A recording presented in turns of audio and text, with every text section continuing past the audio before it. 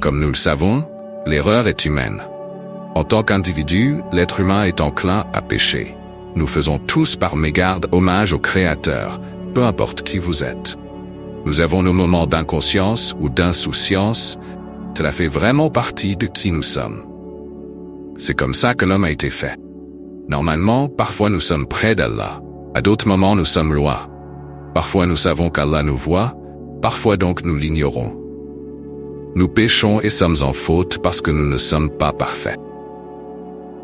C'est la raison pour laquelle le prophète Mohammed, que la paix soit sur lui, a dit « Par Dieu, si vous ne commettiez aucun péché, Allah tuerait les gens qui commettent des péchés et leur enverrait un peuple qui pourrait y aller à son cœur. » Lui, le prophète, était plus conscient et grand connaissant sur ce Dieu que tout autre.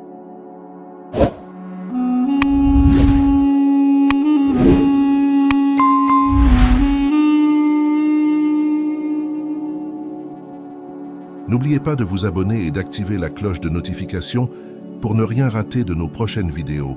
C'est parti. Pourquoi il sympathise avec nous? Par conséquent, c'est le chemin où nous pécherons. Avec notre péché, la pénitence est son moyen d'y revenir. Si mes frères et moi nous ne péchions pas, nous ne nous mettrions pas du tout dans une sévère cote. Caractéristique commune de notre lien avec Allah, d'un zéro vide, élimine notre capacité d'obtenir son pardon en tant que Dieu éloigné.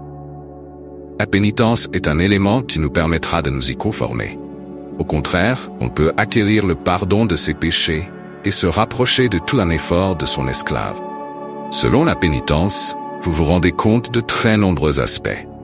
Vous demanderez comment rechercher des prières, comment savoir si Allah m'a pardonné et ma pénitence est acceptée. C'est pourquoi la vidéo d'aujourd'hui est entièrement consacrée à ce point. Assurez-vous de regarder cette vidéo jusqu'à la fin. Le prédicateur a également mentionné un hadith ou des paroles du prophète Mohammed. Le meilleur des pécheurs est celui qui se repent.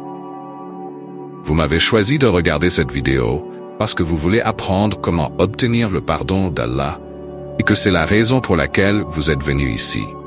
Ce signifie que tu es un vrai croyant, car ton cœur est profondément investi dans cette conviction. Il passe quelque chose dans votre cœur chaque fois que vous faites une erreur. Et chaque fois qu'il est dit que vous faites une erreur, je tenais à dire que vous ressentez ce poids dans votre cœur. On peut l'interpréter positivement, comme si vous êtes un bon musulman, guidé par Allah sur le chemin menant à lui. J'espère qu'Inch'Allah, réussirons tous quand nous nous tiendrons devant lui. L'autre ligne qu'il a mentionnée dit, ne se tourneront-ils pas vers Allah en se repentant et en cherchant son pardon? Les deux lignes montrent la différence entre pardonner quelqu'un être désolé de ce qu'il a fait. Dans l'islam, on retrouve deux mots, à savoir le mot istighfar, qui signifie verbalement demander pardon, et le mot tauba, signifie se repentir en dénonçant le péché commis. L'homme recherche l'istighfar pour les fautes mineures qu'il a commises sans y penser, tandis le tauba est demandé pour des péchés longuement délibérés. Selon le récit authentique de Sahih al-Bukhari, notre prophète a prié l'istighfar plus de 70 fois par jour, et s'il est rapporté de Sahih Muslim, il prie 115 fois par jour. Les musulmans le recommandent très souvent tout au long de la journée. Tauba est l'un des termes arabes qui signifie demander pardon, mais il signifie aussi changement, à savoir que le pécheur change sa manière de pécher et adopte une autre voie, en changeant sa manière de marcher. Par conséquent, il ne doit pas sombrer dans cette catégorie de péché. Cela signifie faire preuve de remords pour les péchés que vous commettez maintenant, et les abandonner immédiatement, et vous forcer, autant que possible, à ne pas les commettre à l'avenir. Chaque musulman doit se repentir entièrement autant que possible. Car tauba n'est pas une obligation en soi. Il doit être pratiqué tout le temps. Et les musulmans ne doivent pas différer autant que possible. Peu importe si quelqu'un se repent, peu importe s'il est majeur. C'est la voie du succès. Tout le monde doit chercher à faire une bonne repentance afin d'obtenir le pardon d'Allah. Maintenant, regardez ensemble les 4 piliers qui peuvent accomplir la tauba. La musique est un art destiné à exprimer des émotions et des sentiments à travers des sons et des mélodies. Tauba, à Dieu, tout un repentir sincère. Pour être considéré sincèrement, doit remplir les conditions. Cette condition ne doit pas être minimisée en aucune circonstance. Puis Iblis s'est rebellé contre son Seigneur et a refusé et s'est fait refouler. Je suis meilleur que lui. Vous m'avez créé de feu, vous l'avez créé d'argile. Enquête. Allah a ensuite infligé à Iblis la malédiction la plus sévère. Cela n'est arrivé que pour montrer à quel point il a commis un péché. Alors par la suite, il a été maudit pour l'éternité. Tout le monde est d'accord pour dire qu'Allah sait que les humains sont faibles devant la tentation, qu'ils sont destinés à pécher et à commettre des actes transgressifs.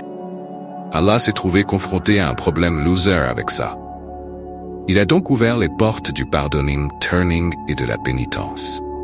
Mais, bien qu'Allah pardonne toujours, elle n'aime pas que nous essayions de justifier ou faire semblant que nos péchés sont moins graves. C'est pourquoi le prophète Mohammed a boycotté Malik, même après avoir décliné sur son désir de ne pas participer à la bataille de Tabouk et s'être excusé. Le prophète l'a pardonné pour 30 jours pour voir jusqu'où le boycott a-t-il été, et après 30 jours, le prophète a pardonné à Malik. Allah a donc dit, pardis-lui et tourne-toi dans la miséricorde sur lui. D'autre part, il est important de comprendre que nous devons nous accrocher à notre engagement. Les croyances islamiques dans la repentance sont malheureusement créées par une croyance commune que beaucoup de nos frères ont sur les filles. Cette histoire a été relatée par le prophète au sujet d'un serviteur d'Allah qui a commis une faute.